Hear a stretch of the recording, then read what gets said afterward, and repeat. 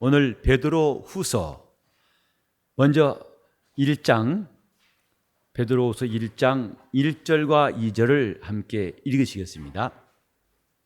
다 같이 시작. 예수 그리스도의 종과 사도인 시몬 베드로는 우리 하나님과 구주 예수 그리스도의 의를 힘입어 동일하게 보배로운 믿음을 우리와 같이 받은 자들에게 편지하노니 하나님 우리 주 예수를 알므로 은혜와 평강이 너희에게 더욱 많을지어다. 아멘.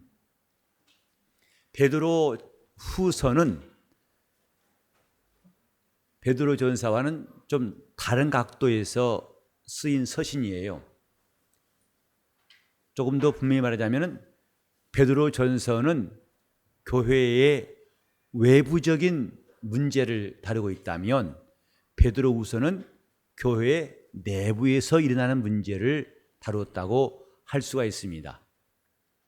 즉 외적인 핍박과 내적인 부패 혹은 이 내부에서 일어나고 있는 신앙의 잘못된 방향들, 이렇게 전서와 후서가 각각 어떤 방향을 취급했는지를 먼저 알아야겠습니다. 그래서 교회 안에서 일어날 수 있는 중요한 문제들, 특히 신앙에 대해서, 신앙 자체에 대해서 우리가 경계해야 할 것들을 말씀하고 있습니다. 우리는 예수 믿으면서 밖으로부터 오는 핍박과 환경, 어려움들도 이겨야 되겠지만은 우리 안에서 생기는 문제들을 더 크게 여기셔야 됩니다. 이게 더 위험하고 더 큰 문제가 될 수가 있어요. 차라리 밖에서 오는 핍박은 교회가 힘을 합해서 이김으로 교회는 점점 더 강해질 수 있지만은 내부에서 일어나는 문제는 외부의 핍박과 비해서 훨씬 더 큰 파괴력이 있고 후유증이 만만치 않습니다. 이제 앞으로 요한 1서 공부할 때 한 번 더 나오겠지만은 적그리스도가 우리에게서 나갔습니다 그랬어요. 교회를 가장 위협하는, 교회 또 가장 악하게 역사하는 게 뭐냐면 적그리스도예요. 근데 적그리스도의 시작은 교회 안에 있었어요. 교회 안에 있던 자들이 나가서 교회에 가장 큰 문제를 일으켜서 결국은 주님 오실 때까지 거칠게 교회를 핍박하고 또 문제를 일으키는데, 다 교회 안에서 예수를 은사십에 넘기는 자도 주님의 제자 중에 하나였어요. 마귀는 밖에서도 예수의 길을 대적했지만은, 그러나 그 속에 사단이 너희를 밀가부려고 역사했다고 주님 말씀하신 것처럼 그 안에서부터 그들이 주님과 멀어지게 하고 잘못된 길로 가도록 역사한다는 것, 성경은 이걸 우리에게 말하고 있습니다. 따라서 외부로부터 오는 고난도 있지만은, 그러나 더 중요한 것은 내부적인 문제, 다시 말하면 거짓 선생들에 의한 잘못된 가르침, 진리에서 이탈하게 만드는 문제들을 다루고 있다, 이 말입니다. 저와 여러분이 이런 일들을 남의 일처럼 보지 않도록 해야 한다고 다시 한번 강조하고 싶어요. 이건 2000년 전에 어떤 교회 문제가 아니라 오늘날도 똑같은 문제가 있어요. 이제 교회 안에서도 신앙의 약점들, 불만이 있고 불평이 있고 또 뭔가 영적인 갈급함이 있고 아쉬움이 있는데, 이런 것들이 제대로 잡히지 않을 때, 정리가 안 될 때에 원수는 이것을 이용할 수 있습니다. 저와 여러분이 예수 믿으면서 어떻게 하면 자기 영혼을 잘 되게 할 수 있을까?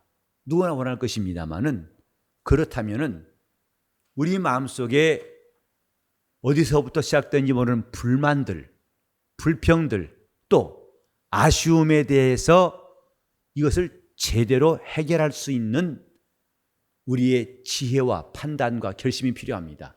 그래야 교회가 건강해지고 원수가 이런 틈을 노리는 것을 다 막아낼 수가 있기 때문이에요.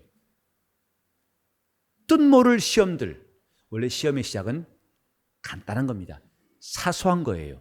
거기서부터 큰 시험은 시작됩니다. 다 서로가 섭섭했던 마음 하나가 결국은 나중에 더 큰 문제를 만들어 가지고 돌이킬 수 없는 경우도 나오게 됩니다. 요컨대 우리는 이런 문제에 대해서 적극적으로 대처하는 길이 뭔가 이 베드로후서에서 답을 찾는 시간 되었으면 좋겠습니다. 자, 2장 보시면 2장의 1절 다 같이 시작. 그러나 민간에 또한 거짓 선자들이 일어났었나니 이와 같이 너희 중에도 거짓 선생들이 있으리라. 저희는 멸망케 할 이단을 가만히 끌어들여 자기들의 사신 줄을 부인하고 임박한 멸망을 스스로 취하는 자들이라. 여기에 거짓 선생들이 너희 중에도 있으리라 했어요. 이것은 오늘날도 똑같이 가능합니다. 너희 중에 거짓 선생들이 있으리라. 바울 서신에서도 끝없이 그 율법에 대해서 오해하지 않도록, 다시 율법으로 돌아가지 않도록, 그 다음에 조상의 유다는 망령된 행실에 다시 빠지지 않도록 바울이 고면했던 것을 기억합니다마는 베드로 역시 마찬가지로 너희 중에 거짓 선생들, 그들이 가만히 이단을 끌어들여서 자기를 사신 줄을 부인하게 한다. 지금 거짓 선생들의 목표는 뚜렷해요. 그리스도와 가까워지게 하는 것은 결코 아닙니다. 주님과 멀어지게 하는 것.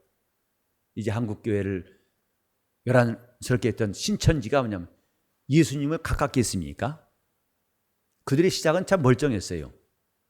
오히려 성경을 배운 사람들에게, 알고 싶은 사람들의 만족을 주고자 해서 너 이 비유 아느냐? 이 뜻을 아느냐? 접근해가지고 처음에는 그들이 매우 관심 갖도록, 야, 이런 기가 막힌 말씀을 야 하고 놀래게. 그래서 그들을 끌고 간 다음에 결국 뭐냐면 그리스도와 상관없는 자들이 아닌 겁니다. 이만이라는 사람을 따르게 했어요. 자기들을 사신 줄을 부인하고 또 임박한 멸망을 스스로 취하는 자들이라. 이것이 거짓 선생들의 목표입니다.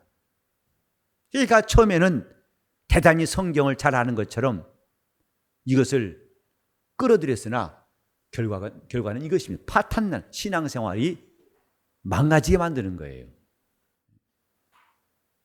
원래 사기꾼이 처음에 사기칠 때는 그럴싸합니다. 진짜 같아요. 따라가면 결국은 망하는 겁니다. 형식이 똑같아요.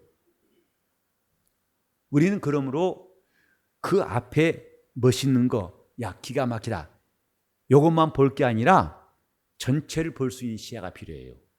넓은 안목이 필요하다 이 말이죠. 성경을 배우려는 열심은 좋은데 어느 한 구퉁이만 보고 야, 이건 굉장한 해석이야 라고 감탄하기 전에 좀 더 시야를 넓혀가지고 그런 말씀이라다면 이건 뭐지? 하고 두루 살필 수 있는 눈만 있다면 안 넘어갈 겁니다. 그 한쪽에 집중하게 해서 마침내 넘어뜨리려는 것, 이것이 그들의 작전이에요. 그러니까 잠깐 동안 맞는 말 같은데 결국은 그 말한 의도는 뭐냐면 우리 신앙을 망가뜨리는 것이다 이 말이죠. 제가 2003년 1월에 저 아프리카 가나 갔다 오다가 호텔 로비에서 가방을 통째로 도둑 맞았어요. 그것도 뻔히 대낮에 11시경에. 이제 비행기 타려고 딱 준비하고 있는데 짐 다 싸고 그 로비에서 이제 통역한 그 자매하고 앞에 앉아서, 근데 제가 서류 가방을 바로 딴 때는 그냥 다 무릎에 놓고 이러고 있었거든요. 그날따라 막 이거 호텔 아니니까 괜찮겠지 설마 하고 그 의자 바로 밑에 옆에 놨어요. 근데 그 중간에 갑자기 우리 대화 사이에 어떤 여자가 오더니 발음도 이상해요. 트렌 기차란 말이냐 뭐냐 그래서 아니 여기 기차가 있을 때가 아닌데. 그게 유혹이었어요. 우리 시선을 끈 사이에 제 뒤에서 어떤 남자가 가방을 채간 거예요. 우리가 그쪽에 집중한 사이에. 그 가방 안에 여권 들었죠. 비행기표 들었죠. 다 들었거든요. 몽땅 들었었어요. 그래 생각하면 지금도 정말 나중에 드디어 이제 15분 남았다길래 버스가 공항 가는 버스가 15분 남았다길래 15분 동안 사이 일어난 겁니다. 많이도 아니에요. 근데 마침 버스 오길래 갑시다 하고 봤더니 가방이 없어졌어요. 그 순간 정말 머리가 하얗단 말이 그런 거더군요. 갑자기 하얘졌어요. 머리가. 어떻게 해야 할지를 모르겠더라고요. 네, 하나님께서 2시간 만에 가방을 찾게 해주셨는데 물론 거기 있던 중요한 걸 빼갔어요. 아이패드 빼가고 아이폰 빼가고 또 볼펜과 그 매직펜 있는데 볼펜을 남겨두고 비싼 매직펜 빼가고 정확하게 골랐습니다. 그러나 여권하고 다른 것은 다 있어가지고 무사히 돌아왔는데, 자 이렇게 이쪽에 주목하게 해서 다른 것을 속이는 것이다 이 말이죠. 이게 똑같은 수법이에요. 세상의 도둑놈들이나 교회 안에서의 거짓 선생 똑같은 겁니다. 제발 여러분들에게 원하고 바라는 것은 뭐냐면 넓은 시야를 가지세요. 성경을 배우더라도 넓은 시야를 가지시면 그런 헛된 말에 속지 않습니다. 저도 한번 신천지 뭘 말하는가 해서 유튜브 들어가서 동영상을 봤어요. 그러니까 뭐 전국을 돌면서 대집회했던 그 영상이 쭉 나와 있길래 그 중에 하나를 본 것이 이제 선악과의 비밀이라 뭐 그런 게 있었어요.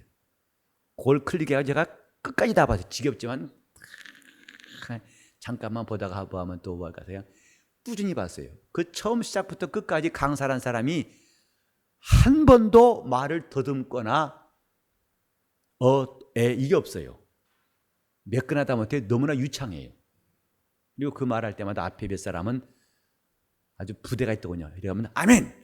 아멘! 하고 착착 맞아가면서 반주하듯이 기가 막히게 강의가 되는데 한 번도 쉬지도 않고 막히지도 않고 줄줄 나오는데 성경 여기서 이런 비유가 있고 이러니까 이런 말이 되고 그러니까 뭘까 꼭 원숭이 똥구멍은 빨간 건 사과고 사과는 맛있고 그 말은 맞아요. 빨간 건 사과 맞죠? 사과는 맛있죠? 맛있는 건 바나나 맞죠? 맞아요.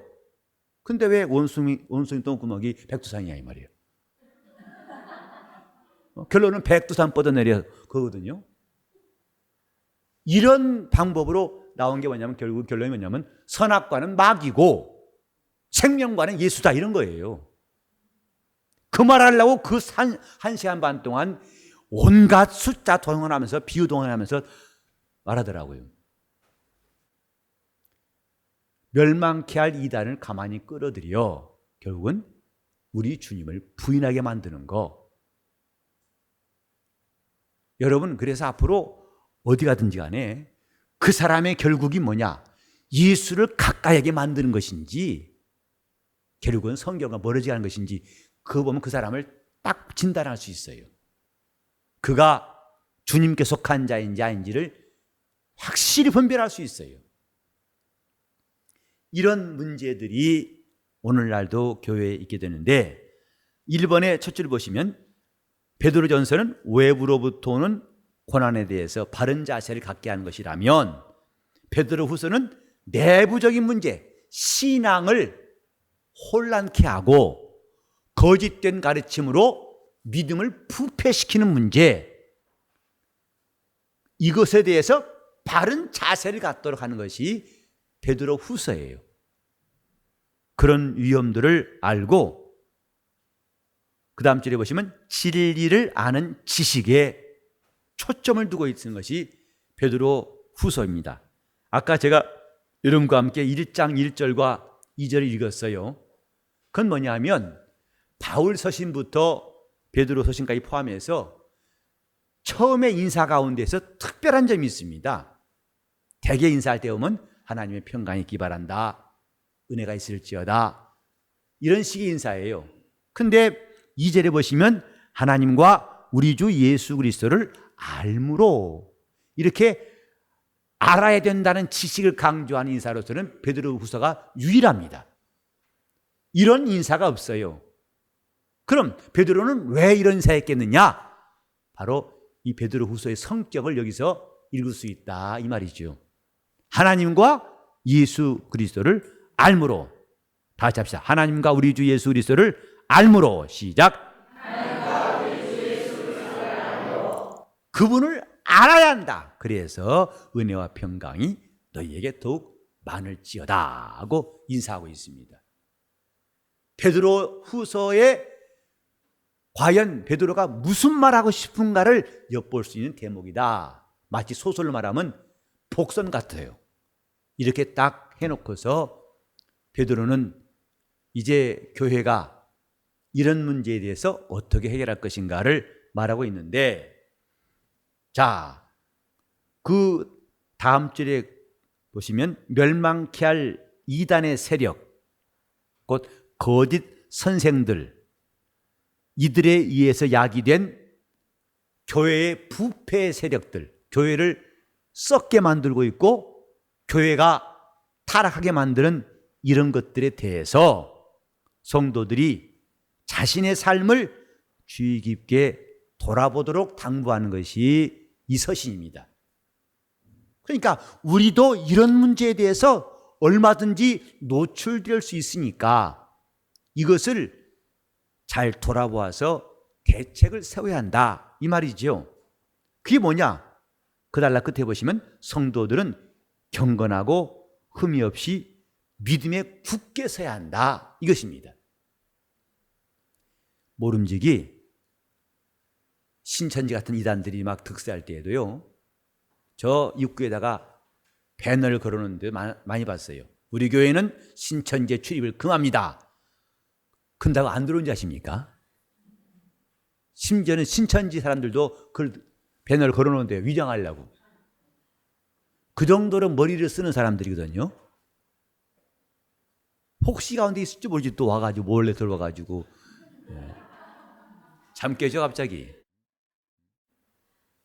얼마나 위장 잘하는지 아십니까? 그들 보면요, 들어왔을 때에 처음에 교회에 와가지고 목사 만날 때 절대로 초신자라고 하지 말라는 거예요. 이전 교회에서 이것도 하고 저것도 하고 신앙생활 많이 하고 그래야 빨리 그 교회의 중요한 사람으로 일할 수 있다, 이거라는 거죠. 그러니까 별짓 다 합니다, 그 사람들. 그러면 우리는 그걸 알고서 대비하자, 어떻게 배너 붙이자, 아니 크게 현수막 걸어가지고 신천지에 물러가라, 의미 없어요. 이제 신천지가 지나가면 또 끝이 아니고 또 나올 겁니다. 별천지 다 나올 거예요. 이때의 중요한 대응이 뭐냐면요, 건강한 신앙생활이에요. 우리 신앙생활이 건강하면 그런 것들이 들어올 틈이 없어요. 다 교회가 문제가 있고 교회가 제대로 하나님 말씀에 서 있지 않기 때문에 그 틈을 이용해서 들어오는 것이지요. 그러니까 베드로는 지금 성도들이 경건하고 흠이 없게 믿음에 굳게 서도록 당부하고 있는 것은 이것이야말로 멸망케 할 이단들, 교회 내부를 오염시키고 부패케 하는 것들을 이길 수 있는 방법이다, 이런 것입니다. 기자가 누구냐? 우리 간단하게 베드로라고 하겠습니다만 사실 신학적으로는 가장 이 글 쓴 사람이 누구냐 논쟁이 심한 것 중에 하나가 베드로 후서예요. 그리고 쉽게 신학자들은 이것이 베드로라고 말하지는 않습니다. 하지만 우리는 그 과정은 다 차치하고 이 서신도 베드로 썼다는 것은 이제 주후 4세기경부터는 점점 이런 인정, 베드로 후서의 기자는 베드로다, 이것이 교회 전반적으로 나오기 시작했다는 거, 그건 자세한 배경은 쓰지 않았습니다만은 그런 논란이 있었던 건 사실이에요. 결론은 뭐냐면 베드로 썼다는 것이죠. 기록 연대는 주후 64년경 혹은 65, 6년경이라고 봐집니다. 다시 말해서 베드로의 순교 직전에 쓴 책이라고 봐져요. 왜냐하면 그 근거가 1장 14절에 보시면 내가 이 장막에 13절부터 보면 내가 이 장막에 있을 동안에 너희를 일깨워 생각하게 함이 옳은 줄로 여기노니 이는 우리 주 예수 그리스도께서 내게 지시하신 것 같이 나도 이 장막을 벗어날 것이 임박한 줄 알미라. 주님이 자기를 부르시는 날이 다가왔음을 알고서 썼다 이 말이죠. 그게 베드로가 대략 순교한 시점을 생각한다면 이것이 주후 64년부터 6년경에, 그것도 당연히 순교 직전이니까 로마다. 로마에서 베드로는 순교했거든요. 바울도 마찬가지입니다만은 대략 주 64년경 로마에서 쓴 것이라고 봐집니다.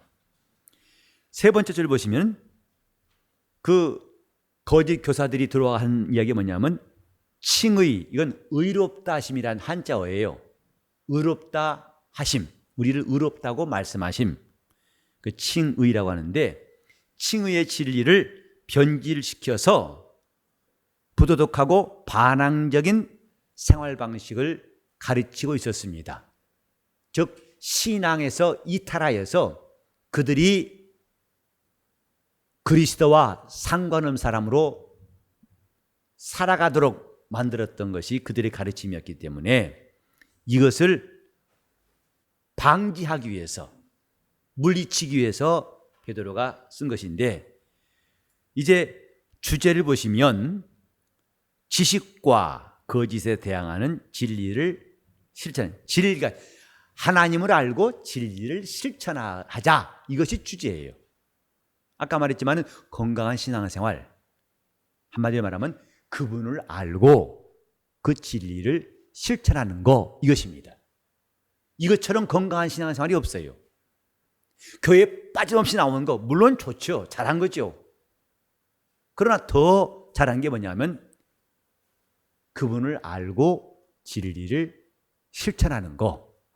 자, 우리 한번 건강한 신앙생활 하면 여러분들은 답변을 말씀하세요. 건강한 신앙생활이란 그분을 알고 실천하는 것. 예, 지식과 진리를 실천하는 것이다. 이게 주제예요.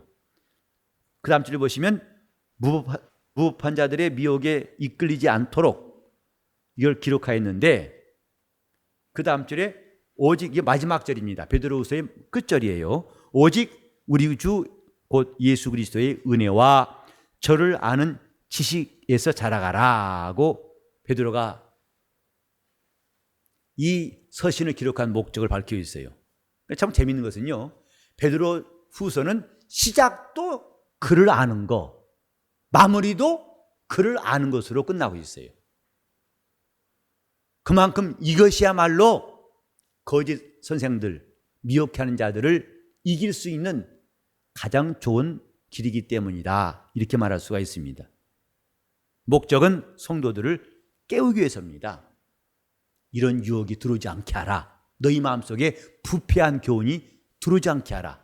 바울은 이런 부패한 교훈을 갖다가 누룩을 제하라고도 말했어요. 너희 가운데서 누룩을 제하라. 너희는 순전한 떡이다. 그 떡에 누룩이 섞이지 않도록 하라. 바울은 먼저 그렇게 말했고, 또 이제 베드로는 이런 거짓 선생들의 유혹, 그들의 부패한 지식들을 대항하도록 일깨우기 위해서 바울 서신을, 베드로후서를 쓴 것입니다.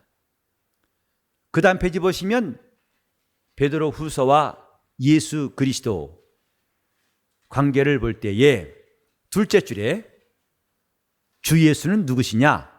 영적 성숙에 도달하게 하는 모든 원천이시다. 우리가 영적인 성숙을 원한다면은 그 원천이신 분이 예수 그리스도임을 알자, 이것입니다. 그분에게서 나오는 지식과 능력, 이것이 영적 성숙을 가져올 수 있다. 우리는 믿음을 가진 다음부터 곧 의롭다함 받은 다음부터 이제는 성숙이 필요한 겁니다. 성장이 필요합니다. 그게 성화예요. 믿음을 가지는 것. 그 사람들이 구주의 보혈로 죄사함 받았다. 감격스러워하죠. 그 다음 단계가 되어져야만이 문제를 해결할 수 있어요. 근데 계속 거기서 구주 예수 믿고 하다가 또 곤두박질하고 또 구주 예수 믿고 감사하다가 곤두박. 물고기 자맥질하듯이 올라왔다가 내려가고 이제는 나아가야 할 텐데 올라갔다가 가라앉고 다시 또 죽을 뻔해서 다시 물 위로 올라왔다가 또 들어가고 이런 신앙생활이 반복되는 것은 안타깝습니다. 바울의 말대로 우리는 믿음의 진보를 나타내야 할 필요가 있어요. 신앙의 진보가 필요하다 이 말이죠. 곧 이것은 우리 신앙을 바꾸라는 뜻이 아니라 하나님 말씀에 대해서 다시 하라는 게 아니라 우리 발걸음이 나가야 한다 이 말이에요. 한 걸음 한 걸음 발걸음을 띄어서 나가야 한다 이 말이죠. 중요한 것은 성장, 영적인 성숙만이 이런 이전에도 있고 지금도 있는 원수들의 역사를 막을 수 있는 최상책이에요.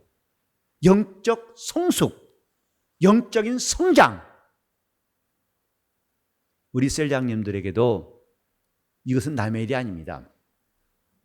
우린 지금까지 들은 거 가지고 끝냈어요.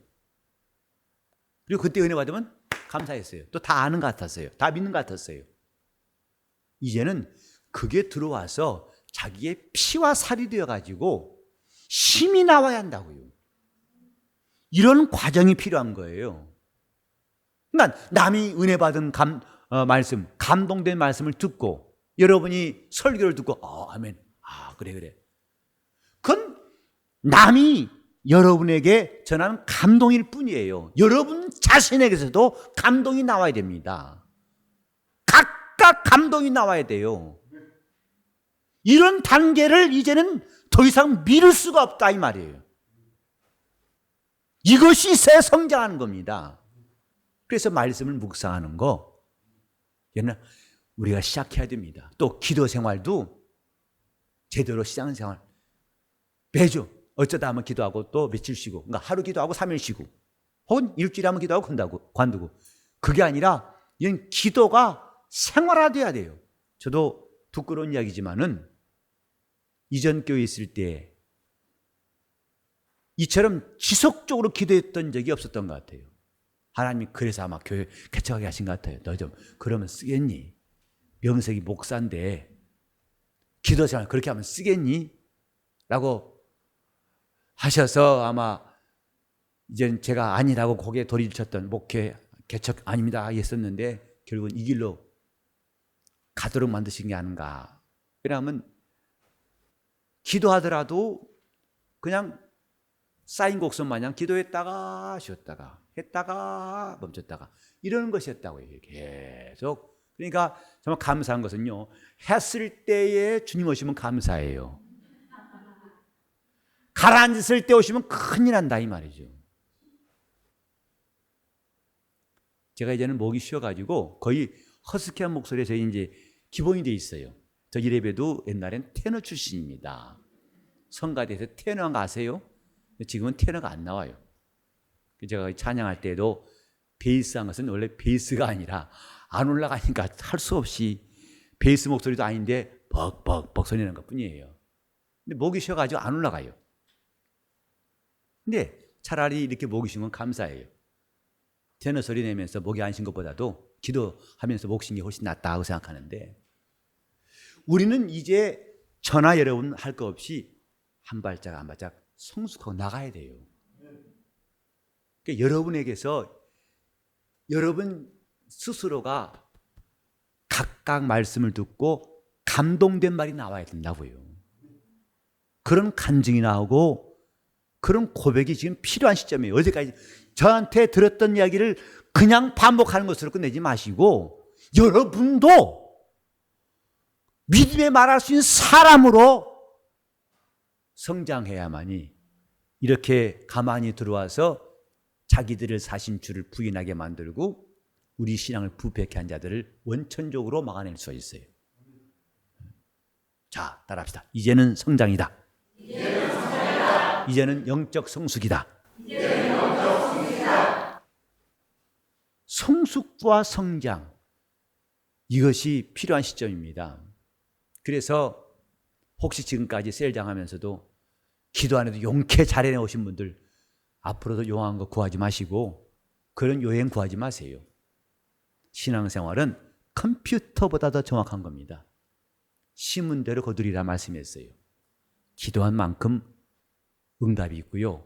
여러분이 수고한 만큼 여러분 신앙생활에는 성장이 있습니다. 이것 이상의 최상의 길은 없다는 것 꼭 명심하세요. 우리는 사이비를 이단들을 어떻게 하고 구호 가지고 할 수 없는 게 신앙생활이에요. 저는 앞으로 내년에 이제 그 문제를 집중 말씀드리겠습니다만은 우리는 너무나 구호에 익숙해요. 하자 하면 다 있는 줄 알고 있어요. 그건 주먹진 것 뿐이에요. 데모한다고 다 됩니까? 데모하면 뭡니까? 그 자기들이 요구하는 바가 제대로 실행돼야 나가 시위한 것도 보람이 있죠. 가서 데모만 시커다고 와서 제가 대학 다닐 때에 그때 정말 데모 많이 했던 때거든요. 그래서 저는 학교 다니면서 거의 눈물로 공부했어요. 그런다고 은혜 받은 게 아니라 최루탄에 흠뻑 취해가지고 가만히 있어서 재채기 나오고 눈물이 줄줄 흘러요. 강의실에서. 온 캠퍼스가 다 허연 최루탄 가스라서. 그때 제가 처음에는 데모하고 싶은 마음 저도 막 피가 끓더라고요. 왜냐하면 전경애들이 대학생들을 머리치 잡아가지고 그 닭장차에 끌고 들어가니까 막 눈 뒤집혀요. 가만히 있을 수 없어요. 저는 이런 말도 안 되는 것인가 참여하고 싶었었는데 데모를 할까 하다가 결국은 하지 않았던 동기가 뭐냐면 그들이 스크럼 짜고 이제 정경과 착착 정경 이러고 이들은 막 갑니다. 그때 부른 노래가 지금도 기억나요. 우리들은 정입하다 울라 해가면서 같이 죽고 같이 살자 울라 무릎 꿇고 살기보다 서서 죽기 원하노라 우리들은 정입하다. 정말 비장하더라고요. 근데 그 다음이 문제예요. 그래서 참장 착착착착 다가서 거의 이제 긴장이 아주 최고조입니다. 그때 그래서 그러니까 막 혈탄을 발사하고 빠바바바 하는데 공중에 뿌 하면서 가루가 내려오는데요. 그때 다 도망가 버려요. 애들이 도망가 버리더라고. 제가 그거 보고 실망한 겁니다. 아니 정입하면 같이 죽재매 하재매 근데 최루탄 앞에 도망가 버려? 난 데모 안 한다고 포기해요. 일체 참여하지 않았어요. 시위하면 뭐합니까? 신앙생활은 구호가 아니에요. 실천사항이지. 성숙이죠. 주먹 3번 쥔다고 사람 바뀌지 않습니다. 저는 그런 허탄한 일을 앞으로 하고 싶지 않아요. 이제는 실천이에요. 저를 아는 지식과 은혜 가운데서 자라가라 했어요. 6번에 보시면 베드로 전서에는 고난이라는 단어가 참 여러 가지로 많이 나옵니다. 조금 표현을 달리해서 고난이란 말이 집중되어 있다면 베드로 후서에서는 지식이란 말이 여러 가지 표현으로서 많이 나오게 됩니다. 이게 특징이죠. 이 지식이란 말은 그 다음 절에 보시면 지식적인 이해뿐만 아니라 경험적인 인식 이것도 포함합니다. 그러니까 우리가 보통 말할 때에 하나님을 아는 것은 지적인 기능뿐만 아니라 우리의 내적인 체험, 외적인 순종까지 포함하는 거예요. 그리스도를 아는 사람들이 지식으로만 끝난 게 아니라 그들은 주를 따랐어요. 목숨을 내놓았어요. 그래서 주님의 제자가 된 겁니다. 오늘 여러분이 이런 지적인 이해와 내적인 체험이 있다면 여러분의 삶은 지금 같지 않을 것입니다. 뭔가 자신이 이전까지 모습이 반성이 되고 확실한 변화를 가져올 수 있습니다.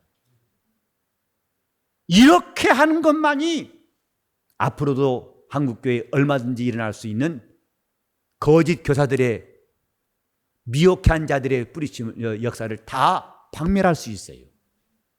소리친다고 도망가지 않습니다. 귀신이 소리친다고 움직이지 않습니다. 그들은 진리가 있을 때 움직이고 그 앞에 두려워하는 것이죠. 이제는 성장이고 영적 성숙이 남아 있어요. 자, 그 밑에 보면 베드로 전서와 후서를 비교했는데 외부의 반대 세력을 염두에 두고 쓰는 것이 전서란다면 내부의 반대, 교회 안에서 여러 가지로 분열이 되고 혼란스럽고 또 부패케 하는 세력들에 대해서 대처하려고 쓴 것이 후서입니다. 그 뒤에 하나씩 쭉 보시면 되겠습니다마는 베드로전서가 말하고 있는 방향하고 베드로 후서가 말한 방향은 마치 동전의 양면 같아가지고 교회에서 꼭 필요한 성도들의 자세를 말하고 있습니다. 이제 우리의 실천이 남아 있어요. 앞으로 우리는 성경을 읽을 때에도 배울 때에도 정신을 차리고 이것이 내 지적인 이해뿐만 아니라 내적인 체험될 수 있도록 잘 배우려고 해야 됩니다. 저 야구 해설위원 가운데 유명한 사람이 하나 있었어요. 그 사람 야구 해설하면은 참 재미났어요. 정말 그 상황도 기가 막히게 파악도 하고 또 이때 투수를 바꿔야 할 텐데요. 이때는 힘을 빼고 치면 드디어 넘어갔습니다. 역시 그 사람 말이 정말 어쩌면 그게 딱딱 맞는지요. 근데 그 사람이 얼마 후에 새로 야구단이 생겨가지고 감독으로 갔어요. 근데 사람들이 기대가 많았죠. 저렇게 야구를 잘 아는 사람이니까 감독했으니 그 팀 좋겠다, 잘하겠다인데 하고 한 날 꼴찌예요. 그래서 그 별명과 같이 허구한 날 꼴찌 한다고 그랬어요. 이름이 비슷해요, 그 사람하고. 허구한 날 꼴찌만 한다고. 밖에서 훈수 들으면 좋아요. 지적으로는 뻔합니다. 지금 투수 바꾸고 선수 바꾸고 이때는 이렇게 해야 되고. 아니, 막상 감독되니까 그건 별개의 문제라는 거죠. 신앙은 지적 이해가 전부가 아닙니다. 우리 교회도 내년에 성경 공부를 시작할 때에 저는 지금까지 했던 방식을 되풀이하는 것 안 할 겁니다.